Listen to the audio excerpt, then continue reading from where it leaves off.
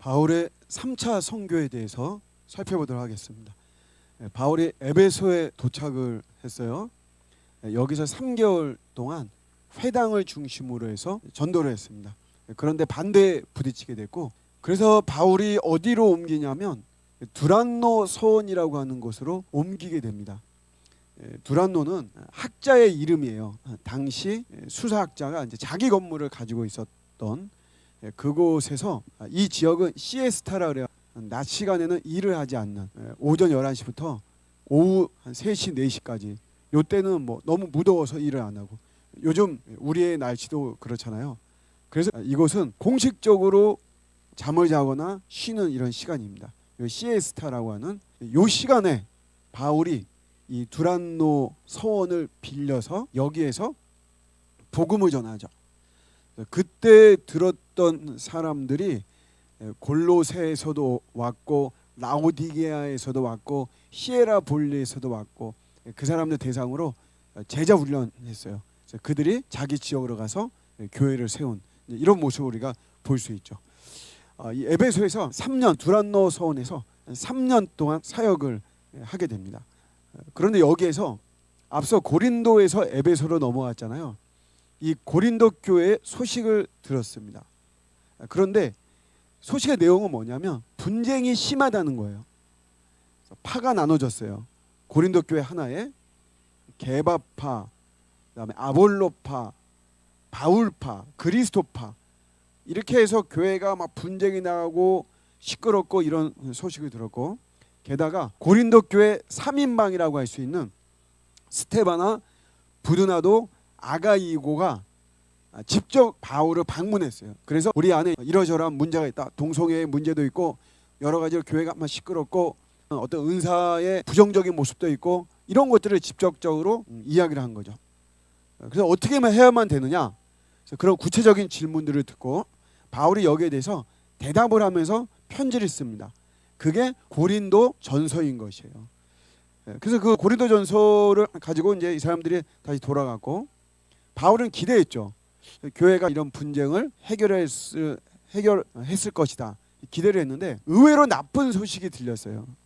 바울이 기대했던 소식은 듣지 못했고, 더 나쁜 소식이 들렸는데, 그것은 뭐냐면 바울의 사도권을 부정하는 그런 소식이었습니다.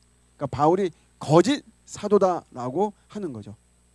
특별히 사도권에 대해서 구체적으로 부정하는 이런 소식을 바울이 들었어요.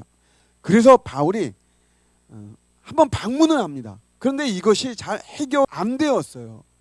고린도 후서에는 어떤 사람이라고만 나오는데, 이 어떤 사람이 바울 면전에서 바울을 대놓고 공격하고 모욕을 주는 이런 모습이 있었고, 그리고 고린도 교회 교인들이 그런 모습을 보면서 바울을 두둔하거나 바울의 편이 되어주면 모르는데, 고린도 교회 사람들의 전부가 다 침묵했습니다. 이 말은 침묵하며 동조했다라고 하는 이런 모습을 볼 수 있죠. 바울이 어떻게 더 할 수가 없어서 다시 에베소로 돌아왔어요. 두란노로 다시 돌아와서 거기서 편지를 씁니다. 그래서 이때 눈물 흘리면서 편지를 썼겠죠. 여러 가지 감정이 섞여서. 그런데 이 편지는 남아있지가 않아요. 고린도 전서가 있고 고린도 후서가 있어서 편지를 고린도 중서, 가칭입니다. 가칭. 고린도 중서라고 이렇게 고린도에 편지를 썼지만 이것은 남아있지 않는 모습이죠. 내용은 고린도 교인들을 엄중히 꾸짖었겠죠. 그들의 모습에 대해서, 올바르지 않는 모습에 대해서 디도 편에 그것을 보내고, 이러는 사이에 바울이 있었던 이 에베소에 폭동이 일어났습니다. 그러니까 바울은 이동할 수밖에 없죠. 바울이 이동해요. 고린도에 있다가 에베소에 와서 여기서 3년 동안 지금 사역을 하고 있는데, 고린도 교회 문제는 더 불거지고 있고, 이런 속에서 이 에베소 지역에 폭동이 일어나서 바울은 마게도냐라고 하는 곳으로 이동을 합니다. 여기 어디냐? 우리 대표적인 교회가 빌립보죠. 많은 학자들이 빌립보로 이동했다라고 보는 거죠. 거기에서 약 8개월 정도 곳으로 이렇게 봐요. 근데 바울이 왜 빌립보 거기에 있었냐면 고린도에서 에베소로 오는 길목입니다. 그러니까 바울은 이 편지를, 디도가 고린도 교회에 있었잖아요. 그래서 디도가 어떤 소식을 가지고 올까봐 그 소식을 듣고 싶은 거예요. 바울이 자기가 고린도 중서라고 하는 이 편지까지 보내면서 이들을 꾸짖고 그랬는데 정말로 이 편지를 읽고 고린도 교회 교인들이 회개하고 교회가 정말 올바르게 세워졌는지 이게 너무 궁금한 거예요. 그래서 하루라도 빨리 디도를 만나기 위해서 마게도냐의 빌립보 지역에 가서 기다리고 있는 거죠. 드디어 디도를 만납니다. 거기서 디도가 가지고 온 편지의 내용은 바울이 소망했던 대로 기도했던 대로 고린도 교인들이 회개하는 이런 내용의 편지인 것이에요. 그리고 바울을 반대하던 자들을 고린도 교회에서 치리했다라고 하는 이런 내용도 담겨져 있었던 것이죠. 바울이 너무 기쁘죠. 교회가 올바르게 세워진 거니까 자기의 어떤 명예나 실추됐던 명예가 다시 회복이 되고 이런 것이 아니라 우리 주님의 교회가 그들을 치리하고 잘 물리치면서 교회가 건강하게 세워진 이 사실이 너무나 기뻤던 거예요. 그래서 그런 기쁨을 표현해서 고린도 교인들에게 또 편지를 씁니다. 그게 바로 고린도라고 하는 편지죠. 그 편지를 보내고 나서 또 시간이 몇 개월 남았는데 바울은 윗지방이라고 하는 일루리곤, 바울이 자기가 예루살렘에서부터 일루리곤까지 다 복음을 전했다 이렇게 이야기하죠. 일루리곤은 어디냐면 지금의 알바니아라고 하는 나라입니다. 거기까지 다니면서 바울이 전도를 하는 이런 모습이에요. 드디어 바울이 이제 편지를 보냈잖아요. 또 확인하고 싶은 거예요. 고린도 교회에 대한 애정이 대단한 거죠. 그래서 고린도 교회에 도착을 합니다. 요게 세 번째 고린도 교회 방문하는 거예요. 제일 많이 방문을 했습니다. 이때는 가지고 또 더 움직일 수가 없어요. 그래서 바울은 그 고린도 교회에 3개월을 머물면서 바울이 또 편지를 써요. 그러니까 편지가 유명한 로마서예요. 고린도에서 로마서라고 하는 편지를 써요. 왜냐하면 바울은 이제 고린도 교회에서 헌금을 얻어서 예루살렘 교회에 구제 헌금을 전달해 주려고 합니다. 전달을 해주고 로마를 거쳐서 스페인을 가려고 해요. 서바나죠. 그 당시에 이름으로는 그게 바울의 세계 비전이에요. 그래서 로마 교회에다가 내가 생각하는 복음은 이런 것이다. 예수 그리스도의 복음은 이런 것이고 내가 이런 선교의 계획을 가지고 라고 하는 것을 편지로 씁니다. 왜냐하면 바울과 로마 교회가 직접 대면한 적은 없어요. 그래서 자기의 복음을 증명하기 위해서 이 고린도에서 3개월 동안 과동 겨울을 보내면서 편지를 쓰게 되는 거죠. 그리고 이제 드디어 이 구제헌금을 전달하기 위해서 예루살렘을 이제 향해 갑니다. 가면서 에베소에 들리고 싶었어요. 그런데 거기에 들리면 시간상 예루살렘까지 가는데 시간이 너무 빠듯합니다. 그래서 에베소까지는 들어가지 못하고 밀레도라고 하는 항구 거기까지 에베소의 지도자인 장로들을 오라고 합니다. 그래서 이 밀레도에서 그들이 잠깐 만나요. 어쩌면 영원히 바울을 못 볼 수 있는 그런 만남이죠. 그래서 그들이 아주 그 석별의 정을 나누는 서로 부둥켜 안고 같이 아파하면서 기도해주고 축복해주는 이런 모습이 우리 성경에 기록되어 있습니다. 드디어 예루살렘을 향해 이제 갔는데 도착해요. 그게 가이사라입니다. 이 가이사라는 지금으로 치면 서울에 들어오는 관문이 인천이죠. 거기에요.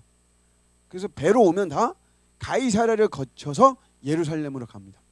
가이사라에 도착해요. 그런데 여기에서 여러 사람들이 바울에게 너가 예루살렘에 가면 죽는다 이렇게 이야기해요. 예언하는 사람들까지도 와가지고 바울의 허리띠, 이 띠 임자가 누구냐? 바울이 그거 내 거다. 그 띠를 막 묶죠. 이러면서 네가 이렇게 묶임을 당할 것이다. 너 죽는다. 이런 거죠.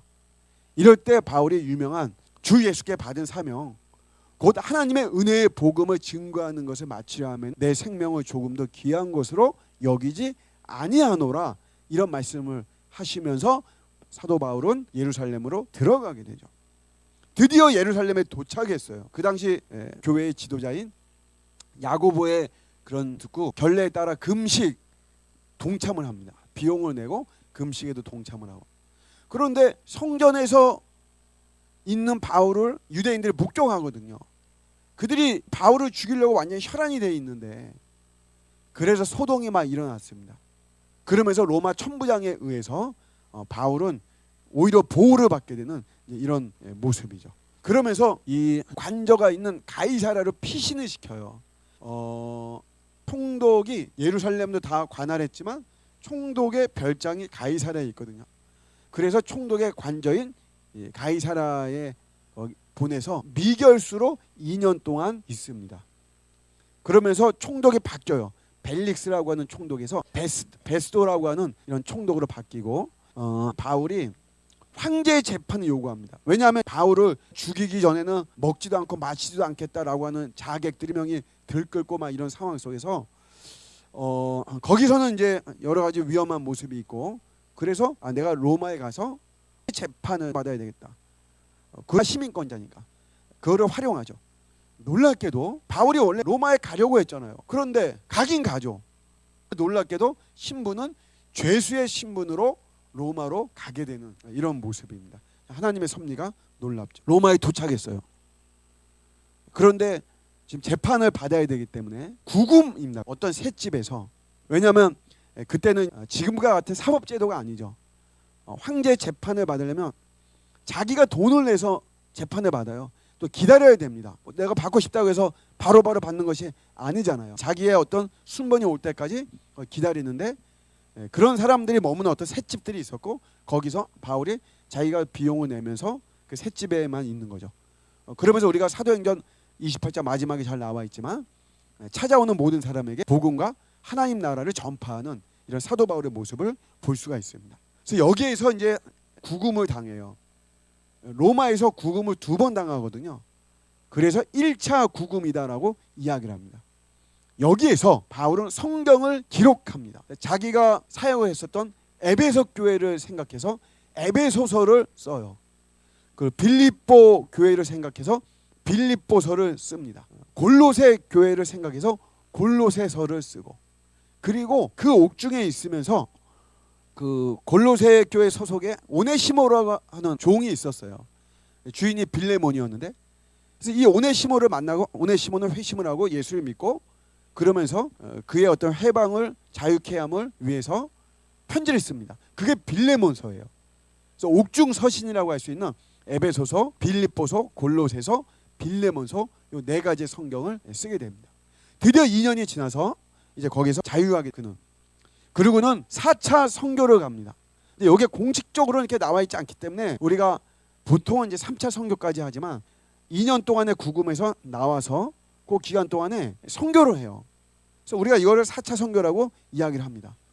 멀리는 안 가고 로마를 중심으로 해서 기간은 약 4년에서 5년 정도 한 것으로 이렇게 보고 있습니다. 그래서 이렇게 자유의 몸이 되어서 로마를 중심으로 해서 복음을 전하면서, 어떤 학자들은 이제 이때 그가 원래 가고 싶어 했던 서바나, 지금의 스페인, 거기도 갔다 왔다, 이렇게까지도 이야기도 하는데, 정확히 우리가 성경이 확인할 수 있는 근거가 없기 때문에 어쨌든 4번째 선교를 하게 되고, 이 선교를 하면서 에베소에 지금 누가 있냐면 디모데가 있어요. 그래서 디모데에게 쓰는 목회 서신 디모데 전서를 이때 씁니다. 그리고 그레데 섬에서 목회하는 디도에게 디도서라고 하는 목회 서신을 쓰게 되는 거예요. 그러다가 2번째 구금을 당합니다. 이건 누구에 의해서 구금을 당하냐면 네로 황제, 우리가 잘 아는 로마의 폭군 네로 황제에 의해서 구금이 돼요. 대화재가 일어났습니다. 어느 정도 대화재냐면 당시에 구역이 로마에 14개 구역이 있어요. 절반 이상인 10개 구역이 전소를 당하는 대화재가 일어났습니다. 그 시점이 가장 무더운 7월 말 8월 초 요 기간에 화재가 일어났고, 여름에 동풍이 엄청 부는데, 그러다 보니까 이 피해가 굉장히 강했습니다. 당시 네로는 로마에서 1km 정도 떨어져 자기의 별장에 있었다 그래요. 화재에 대한 보고를 듣고 이제 급히 현장으로 달려는 왔죠. 그런데 엎친 데 덮친 격으로 화재도 일어났지만 자기가 임명한 사령관이 있었는데, 이 갈바라고 하는 요 사령관이 반란을 일으킵니다. 근데 화재 때문에 막 정신을 거기 쓸 수도 없고, 그 다음에 그게 대수겠냐, 이렇게 조금 가볍게 생각한 이런 모습도 있고, 그렇지만 이 갈바가 일으킨 반란은 급속도로 이 불이 번지듯이 번져버렸어요. 그래서 아프리카 지역까지 반란이 막 일어나는 이런 모습이었습니다. 당시 네로는 자기의 그 궁전을 좀 건축하려고 하는 이런 야심이 있었는데, 그러려면 넓은 땅이 필요했죠. 근데 마침 화재가 일어나서 로마의 땅을 싸게 매입을 할 수 있었습니다. 싸게 매입한 것까지는 좋았는데 정작 땅의 소유자들은 어떻습니까? 자기 땅이 불이 나서, 그래서 황제가 자기 땅을 싸게 매입을 하고 적당한 돈을 주거나 더 돈을 붙여서 준다면야 괜찮을 텐데 터무니없는 가격에 자기 땅을 팔 수밖에 없는 이런 상황이 되다 보니까 이 땅의 소유자들이 분노하게 됐어요. 그러면서 소문이 돌았는데, 이게 뭐냐면 이 화재는 네로가 냈다는 거죠. 왜냐하면 궁전을 짓고 이러려고 일부러 불을 질렀다, 이런 소문이 난 거예요. 이것도 뭐 거침없이 이런 퍼지고, 네로가 요거를 되는 필요성을 느끼고, 그래서 희생양이 필요하죠. 누구를 희생양으로 삼았냐? 그게 바로 기독교인들이에요. 그래서 기독교인들을 모두 다 잡아라. 당시 기독교의 지도자였던 바울도 중심을 해서 복음을 전하고 있었다 그랬잖아요. 바울이 소아시아 지역에서 갑자기 체포가 돼가지고 자기가 입은 옷 그대로 압송을 당해왔죠. 그러니까 소아시아가 지금 이제 터키거든요. 거기서 로마로 압송을 당해 시간이 많이 걸리죠. 시간이 걸리니까 그때는 여름 옷을 입었는데 다시 이제 로마 감옥에 갇힌 거잖아요. 그러면서 시간이 걸려서 이제는 겨울이 되었던 거예요. 바울이 춥죠. 그래서 자기가 두고 온 그 옷을, 겉옷을 빨리 가지고 와라, 디모데에게. 그렇게 편지를 쓴 거죠. 그래서 그 두 번째 구금을 당하고 거기에서 쓴 편지가 디모데 후서입니다. 그러고 나서 바울은 순교를 당하는 이런 모습이죠. 요게 바울의 3차 선교, 4차 선교까지 살펴봤습니다. 감사합니다.